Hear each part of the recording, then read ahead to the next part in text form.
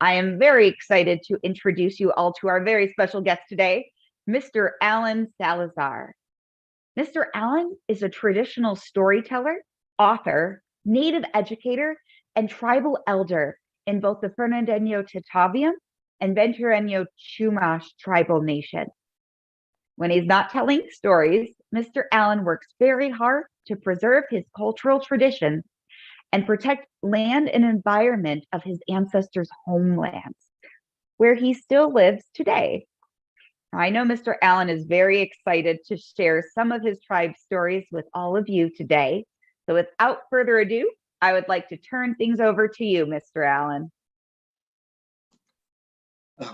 Thank you. Amanat Netawan Alan Salazar, Sekfa Nukasin, Chagoyanga, Tapu Nukasin. Hello, I'm Alan Salazar. I'm from the village of Kasekfa, Chagoyanga, and Tapu. Kasekfa is San Fernando, California, where I was born. And Chagoyanga is Santa Clarita, or Magic Mountain. My Tataviam ancestries come from there. And Tapu is Tapo Canyon and Simi Valley. It's where my Chumash ancestors come from. I'm going to start by the way I usually start all my programs is talking about my family ancestry. I get my my tribal indigenous ancestry from my father's side of my family. So this is my father right here. When he was a young man, he was in the Marines in World War II.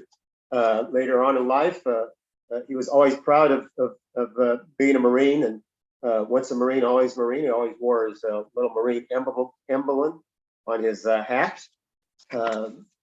This is my grandmother and grandfather, both born in the late 1800s. My grandmother was born in 1898, and it's where we get our Chumash and Tataviam side. This gentleman right here is Antonio Maria Ortega. He's my great-grandfather, and he's an important family member because he was born in 1849 and survived one of the most difficult, dangerous times to be an indigenous person in America and in California. So his parents, my great-great-grandparents, had survived the mission period, which is an extremely difficult time for most California tribal people. Half of our population did not survive the mission period due to horrendous living conditions at the missions. And then early California history, there were bounties and Indian massacres throughout the state. So if it hadn't been for my great-great-grandparents and my great-grandparents that were strong-willed, highly skilled workers, I wouldn't be here. My mom, this is my mom. I love this photo because it's my mom when she was a young woman with my older sister, Betty May. So my mom is mostly English and Portuguese, and I tell people I have a hard time convincing anyone I'm English, but I've never drank coffee. I always drink tea. I'm having my Earl Grey right now. So God bless the Queen for my English side of the family. I want to share some stories with you today, and I say this a lot whenever I go to schools, and I go to a lot of schools and do talks like this, and I bring artifacts and traditional musical instruments and share stories and teach songs and things like that about the culture, and teach the things that are kind of left out of history books. And one thing that's not mentioned a lot in history books about indigenous peoples is our creation stories. So if you were to ask an anthropologist or archaeologist, scientists that study cultures and study tribes here in America, they will tell you that the Tataviam have been here for around 2,500 to 3,000 years. We believe we've been here much longer than that we've been here for time immemorial. We've been here. This is where we were created. The Chumash is a larger tribe, and they can document some village sites on our Channel Islands. So islands off the coast of Ventura, Anacapa, Santa Cruz, Santa Rosa, San Miguel. Those were Chumash Islands. And there's some of the oldest village sites in all of North America on those islands. Some of them have been dated over 12,000 to 13,000 years old. And the oldest human remains were found on Santa Rosa Island in 1959, and they're the remains of Chumash man, the Arlington Spring man. But the Chumash, the Tataviam, we all have our creation stories. The Tataviam were a very small tribe, and we were literally this close to being extinct. We barely survived the mission period and that early California history. So most of our traditional stories, our traditional songs have been lost. Our language is almost gone. We're trying to revitalize it, and we're having language classes, and we've hired a linguist to help bring back the Tataviam language.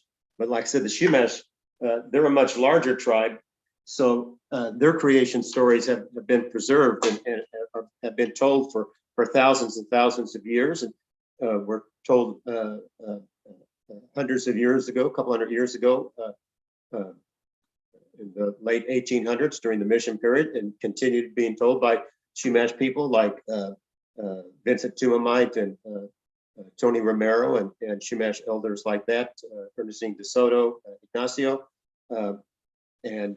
So I've heard these creation stories from Chumash elders most of my adult life. There's two stories, and I combine them as one, that the Chumash believe there's three levels to the world. There's the upper world where the sky people live. The sky people are sky coyote, sky lizard. I have a lizard here. He doesn't bite. Sky eagle, the great golden eagle, the sky snake, the sun, the moon, and morning star. Those are the sky people. They live in the upper world. The middle world is where we are at. Chumash people, we believe that the middle world is like a big island, because many of our villages are on the islands, and wherever you go, eventually you get to water. So everything is like a big island. And then we believe there's an underworld where there's supernatural, scary things, what we call the boogeyman, that come out at night to scare the kids, make sure they're home safely. In the Chumash language, it's Nunasashes.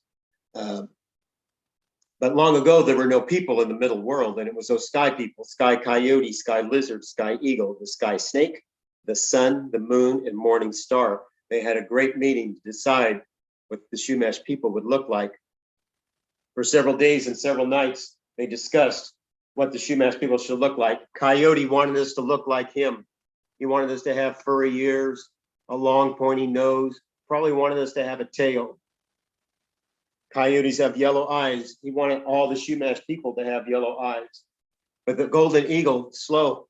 He talked them out of all those things, but it took several days and several nights. Sky lizard sat quietly, didn't say a single word, just sat and listened. After several days and several nights, they pretty much decided that this is what Chumash people would look like. But they had one final thing to discuss, and that was hands. And Coyote jumped up. I have my coyote skin. He jumped up and he held his paw up. He said, the Chumash people should at least have one thing like me. They should have paws as hands. Well, they were so tired of arguing with Coyote, they said, okay, look, we'll let you have that one thing. The Chumash people have paws as hands. Now, in the upper world, there's a sacred stone. It's a perfect circle. It's perfectly smooth and flat. What's special and unique about this stone in the upper world is if you leave a handprint or a paw print in it, it will stay there forever. So they told Sky Coyote, put your paw print in that stone, but when you do, it will be there forever, forever. The Chumash people will have paws as hands. Well, Coyote was very proud, and he was bringing that paw down very slowly. He was almost ready to put that paw print in that sacred stone, and he forgot about Lizard, who sat quietly. And Lizard ran between the Coyote's leg and ran and put his handprint in the stone. When the Sky people came and looked at the hand of the Lizard, they liked that much better. I hope everyone could see the hand of the lizard. They have 5 fingers, just like us. And the Chumash people say that's how we got hands like lizard instead of paws like coyote. Once the Sky people had determined what we would look like, it was up to Hutash, the Mother Earth spirit to create the Chumash people, knowing now what they look like. She took seeds from a magic plant and she cast them all over the island of Limu, the island that we call Santa Cruz Island. And when the plant grew, instead of flowers blooming from the plant, the Chumash people bloomed from the plant. Women and children, boys and girls, men, women. And they went on the island and they started families and villages. The sky snake saw them being kind of cold, so he sent down a bolt of lightning and gave them fire to keep themselves warm and to cook their food. And it didn't take very long, 10, 15, 20 generations, that the island became too crowded. There were too many Chumash people. There were villages all around the island. And even though Utash, the Mother Earth Spirit, loved the Chumash people, she just thought, there's too many for this island.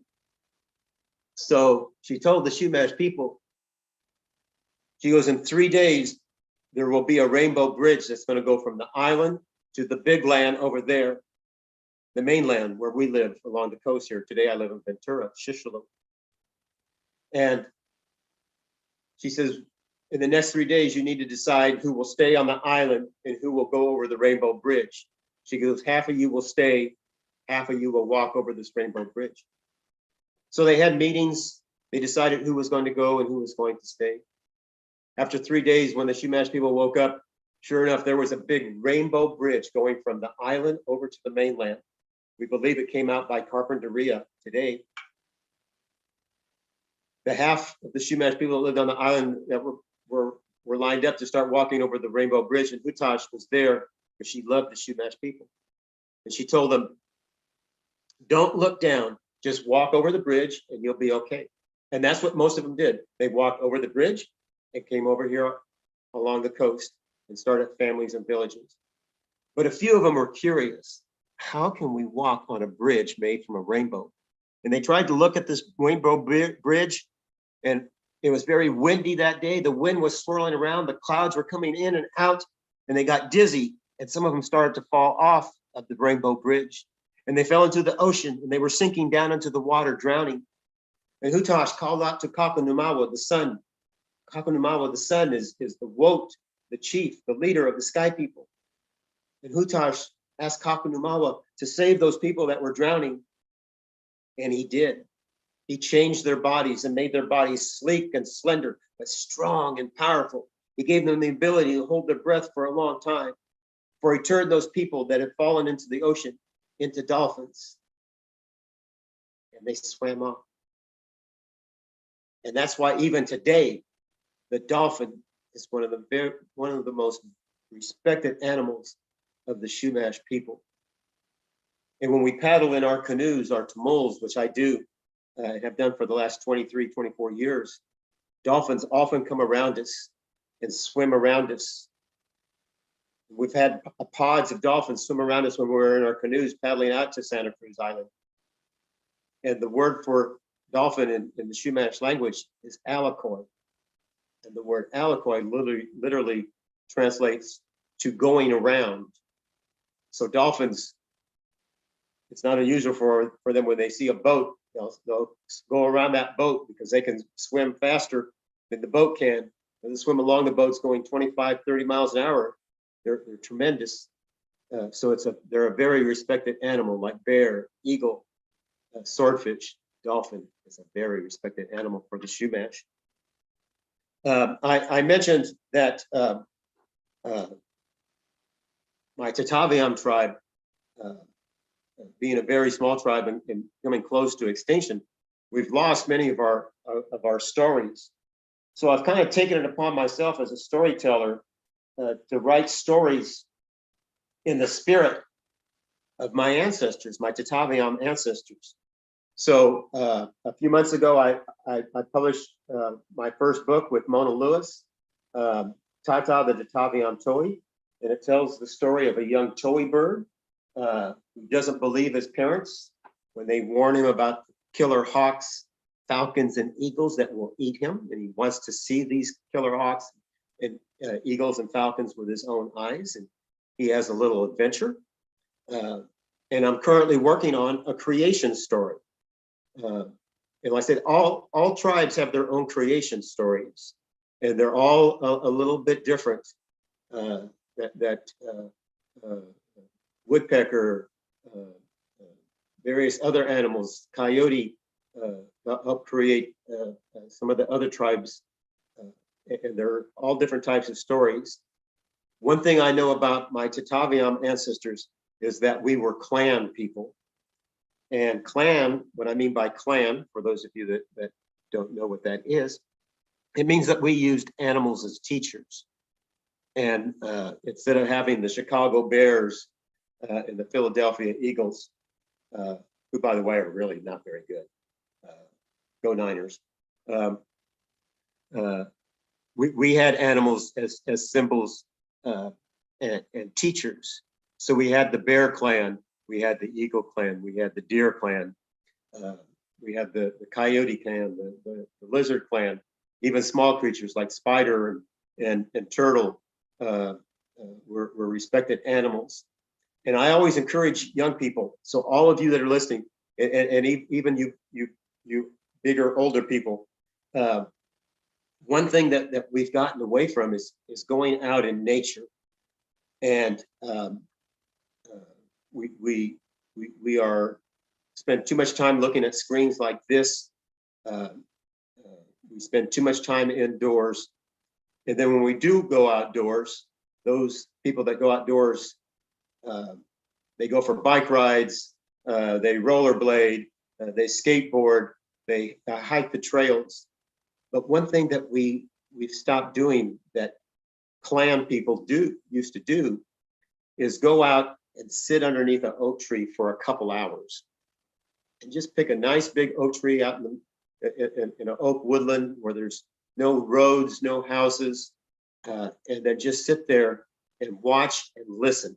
Listen to the songbirds, listen to the crickets, listen to all the bugs, and watch the animals. And that's what we would do as tribal people. We'd watch the animals and see how they survive, what's their strengths, what their weaknesses is. Eagle, hawk have tremendous vision, can see things miles away that we can't see. Their vision is 2-3 times stronger than ours. Bear is big and strong.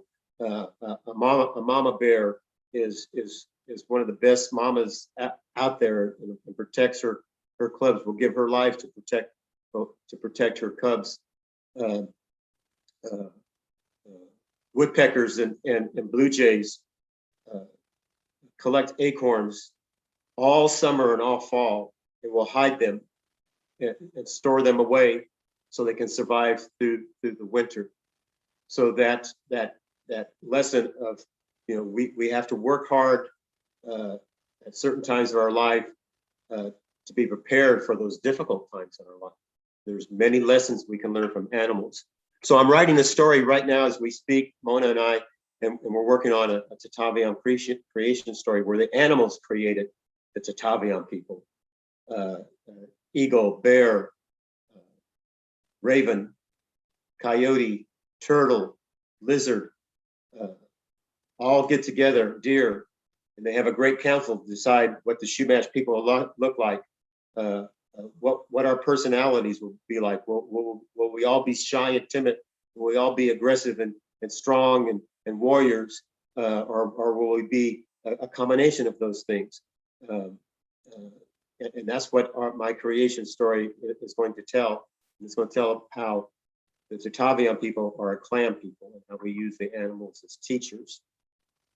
I'm going to open it up for Q&A in just a few minutes, but I mentioned canoes. The Chumash are famous for our canoes, and the Chumash word for canoe is tomol, Tomol, tomol, kind of like mole. So if you have a mole, tomol.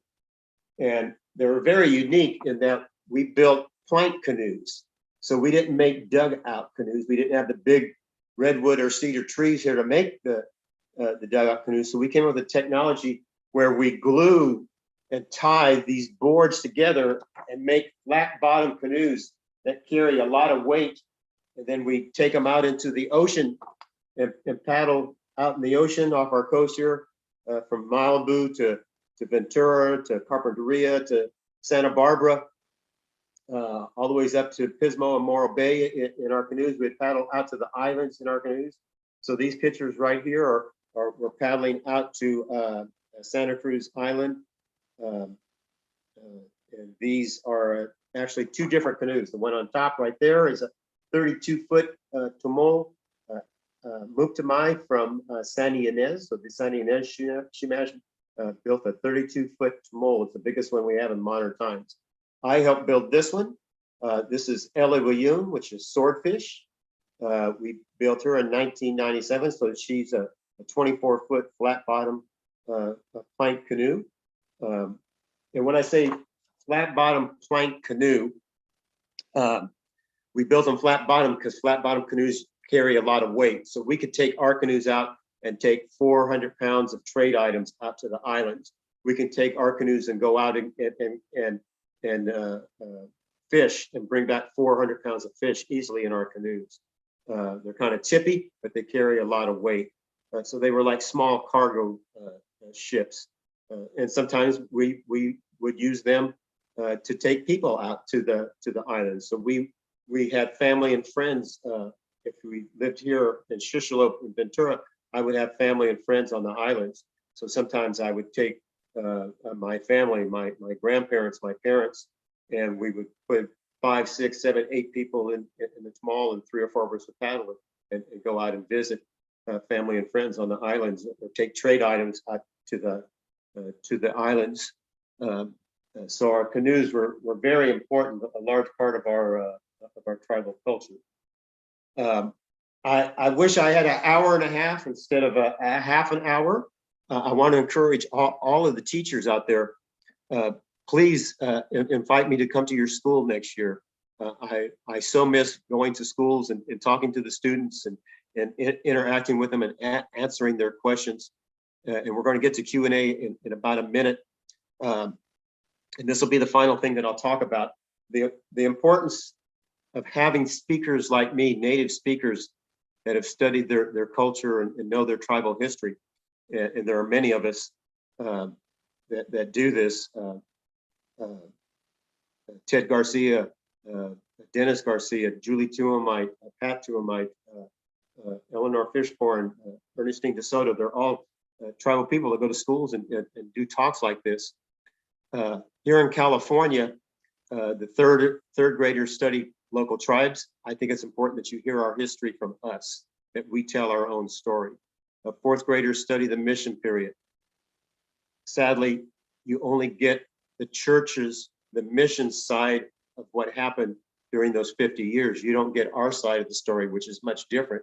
So it's important to invite people like myself, that my ancestors were brought to the San Fernando Mission in 1799, and I can share what happened to my family, what happened to my tribal members, what happened to the Tataviam, the Tongva, the Chumash. To hear our story from us is very important. But more importantly is I can only discuss so much with 3rd and 4th graders. I need to have the middle schools and the high schools invite me so I can have more of an adult conversation about some of the atrocities, some of the truly horrific things that happened to California Indians by the U.S. government, by the California government, and by the Catholic Church. So please invite me, and we'll put my glasses on because I'm old and I can't see the questions in the chat. And let's open it up for Q&A.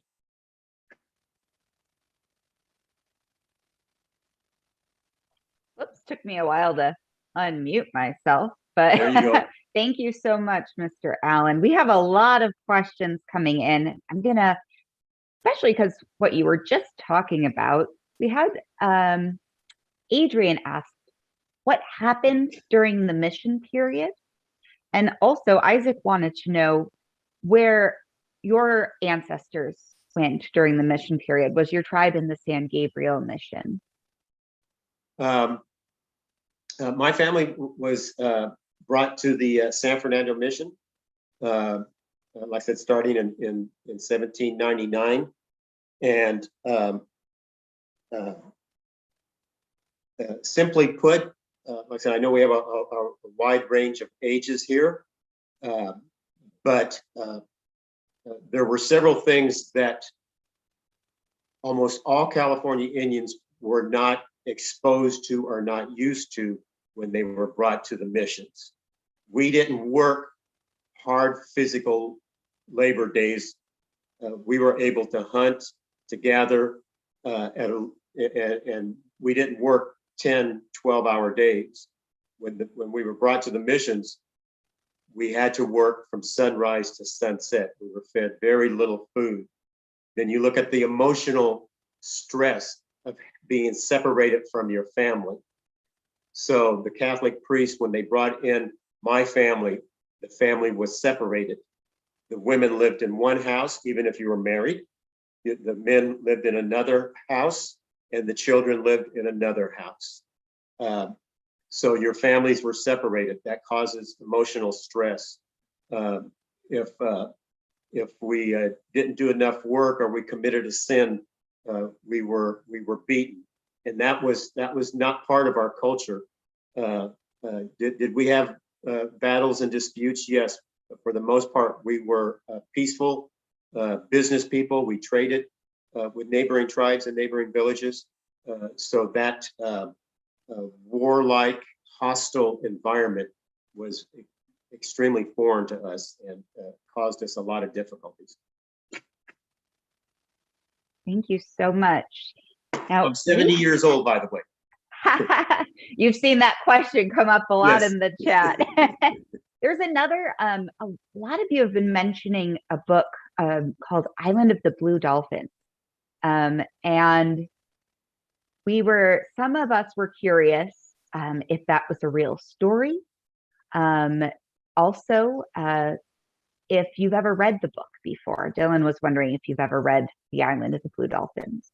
I've never read the book. I'm very familiar with it, and doing what I do, I've researched the true story of the lone woman of San Nicolas, and we're actually learning things about her even today. So archaeologists that have worked out on San Nicolas Island, where the lone woman was from, have gone out and done archaeological digs. And in the last 10 years have found out a lot of new facts about the lone woman. As briefly as I can state it, the true story is that by the 1830s, most of the tribal people that lived on the islands off our coast, the Tongva people that lived on Catalina, San Clemente, and San Nicolas Island were being killed by fur trappers and fur traders. So the population had dropped from 700-800 down to like 20 or 30 on all the islands. Same thing with the Chumash.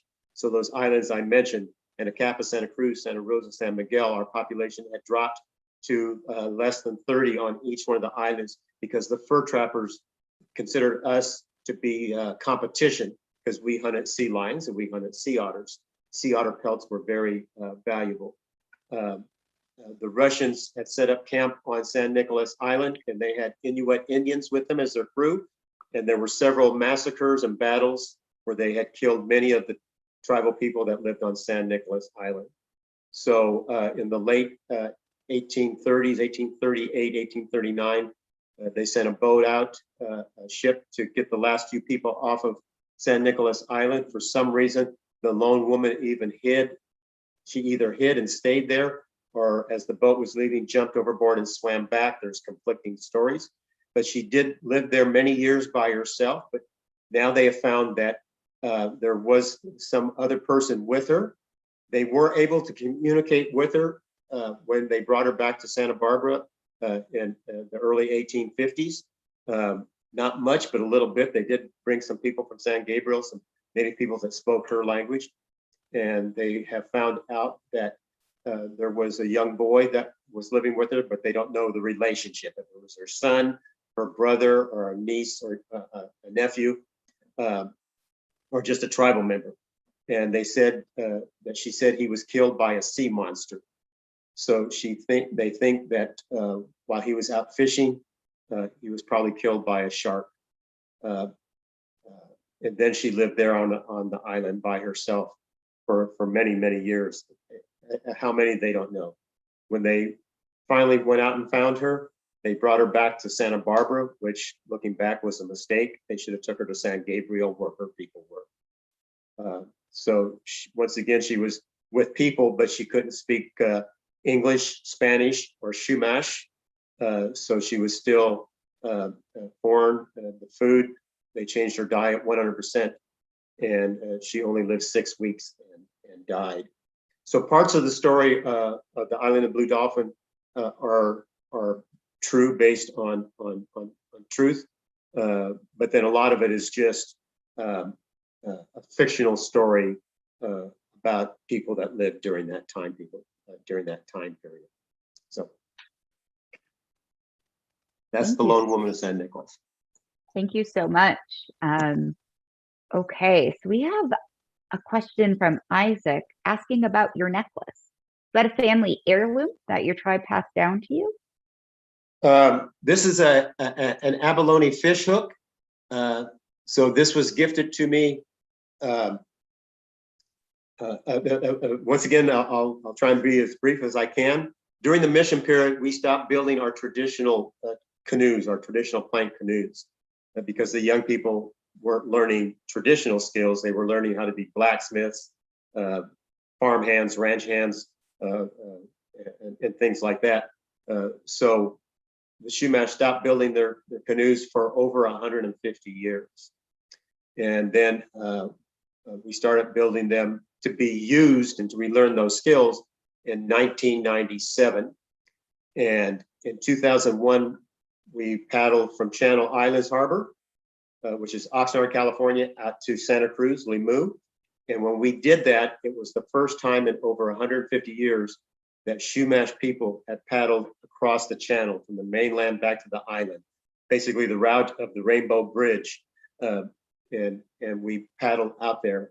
And I was in the first crew that left at 3:45, and all the paddlers were gifted abalone fish hooks. And we wear them as necklaces to connect with our maritime culture. We made fishing hooks like this to actually fish in.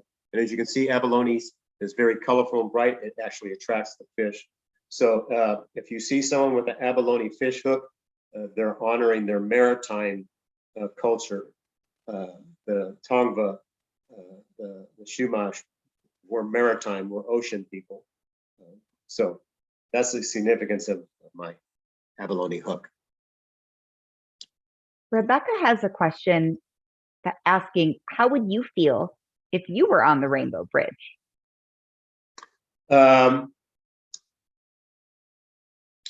If I would have been young, I would have taken a deep breath and walked straight over. I wouldn't have looked down because I have a great fear of heights. If I would have been 70 like I am today, I would have said, okay, I'm going to stay here because I'm not going to walk way over that bridge. I will drive 100 miles to go around San Francisco so I don't have to drive over bridges. My fear of heights has gotten worse as I've gotten older. So now if I know I'm going to have to drive over a bridge, I pull over before I get to the bridge. I switch with whoever's the passenger, my girlfriend, my daughter, my son, and they drive, and I close my eyes and we drive over the Golden Gate Bridge. So I wouldn't stay. Jacob's wondering, were there more animals other than the sky eagle, the sky coyote, sky snake, and sky lizard that you mentioned? Well, like I said, each tribe has their own creation story. So in many of the tribes in California, especially the Southwest, coyote is very, very important. He's very intelligent, very clever. In the Northwest people, it's raven. And ravens are very intelligent, but they're the intelligent, clever ones, the mischievous ones that get in trouble. So different tribes have different animals. So when you look at regions, it's usually similar animals, but each tribe might have a few different animals from from wherever you live. Go out and sit underneath that oak tree, and you might have to go 3 or 4 times, 10, 12 times before you see a lot of the mountain lions and the bobcats and things like that. And maybe those might have been sky people. We only know the tribal history from tribal elders from the last 200 years. The Chumash have been here 13,000 years, so there might have been different sky animals 10,000 years ago. Now we have a question from Camilla, I think is a very important question, asking if there are still Chumash and Tataviam people alive today. Yes, and it's one thing I say when I go to schools, that most tribes in California, but the three tribes that are in our area. So from the Los Angeles Basin, Tongva Gabrielino, San Fernando Valley, Santa Clarita Valley, Tataviam, and then along the coast from Malibu to Morro Bay, the Chumash. They went inland too into the mountains. There are still many of us here. I'm not sure the number on the Tongva, but it's probably in that 4,000 to 5,000 range today. There are around 5,000 Chumash people with Chumash ancestry, and I believe we have a little bit over 1,000 Tataviam. We have, right now, currently we have 800 tribal members on our roll, but there's a few other family members that have not, joined officially. So we're still pretty small when you look at the other ethnic groups, but we're still here. I say this: those 3 tribes hunted, gathered, and traded, had business relationships for thousands of years. So all 3 of those tribes are hunters, gatherers, and business people. And I didn't say we were, we are. We are hunters, we are gatherers, and we are business people. And we have been for thousands of years. I just do my hunting and gathering at Trader Joe's and Vaughn's mostly. Okay, so I think we really just have time for one last question. And Isaac and Abriella have been wondering if you have any artifacts that you can show us today, and maybe even some of the things behind you, like Yuretsi, I hope I said your name right. Maybe talk about that picture of the boat behind you too. Hold on. This, you'll have a lot of stuff to show us, I imagine.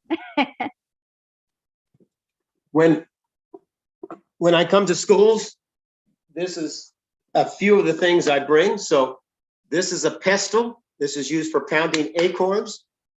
This pestle right here was used at least 3,000 to 4,000 years ago by Chumash people. So it's from a Chumash village.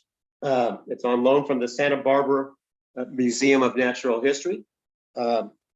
My friends here at the LA Museum of Natural History, don't tell Santa Barbara Museum of Natural History they're never getting this back. I don't know why they think it's just on loan. But then I have this small case here with arrowheads and points, chert, and the small beads right here. That's where the word Chumash comes from. So these are made from the small ovella shells down here in the bottom. And these small beads were circular with a small hole drilled in the center, and they were very valuable because they're difficult to make. And it's where the word Chumash comes from. So the word Chumash means shell bead money. And we traded those. I saw a question about other tribes. Did we interact with other tribes? Did we meet other tribes? We traded our shell bead money and abalone. Abalone, you can make fishing hooks, you can make bowls from big abalone shells. It was very valuable. And we had abalone by the millions. They have found abalone and Chumash shell bead in village sites 500, 600, 800 miles away in the deserts of Arizona. They have found Chumash shell bead. We were business people. We traded extensively. So yes, not only did we meet, we had business relationships with tribes all around us, even into the San Joaquin Valley. If you go into the San Joaquin Valley where the Yoket Indians live, there still are today, and there were for thousands of years, great herds of tule elk. And we would go there and hunt elk because we didn't have elk in Southern California. The elk stayed in the San Joaquin Valley. That's why they're called tule elk.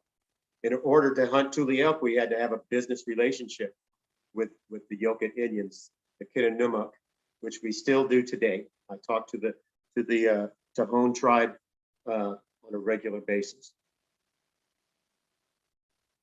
All right. Well, it is just about time for us to wrap up. So I want to say thank you so much, Mr. Allan, for sharing those beautiful stories with us today. And thank you to all of our participants who joined us today as well. So if you would like to learn a little bit more about Mr. Allan and his work, you can check out his website or purchase his book. We'll drop those links in the chat again. And then Mr. Allan, you told me a little bit earlier about a certain event that's coming up. Yes, there's a wonderful event because we're ocean people and I paddle in our canoes. I've connected with a tribe from up in Bellingham, Washington, the Lummi tribe, and they built a beautiful 24-foot tall totem pole. They're taking it on a nationwide tour.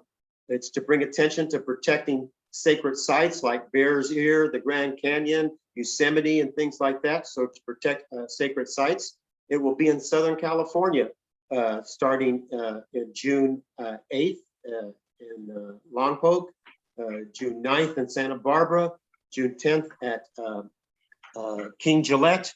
I'm not sure we're on June 11th, but June 12th, it'll be at Fraser Park at Tate Ranch. And June 13th, Sunday, it will be at the Gentle Barn in Santa Clarita.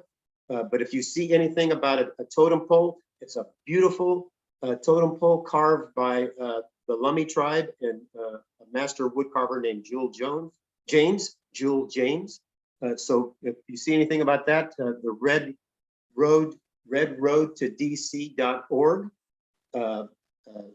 It's open. The events will all be open to the public.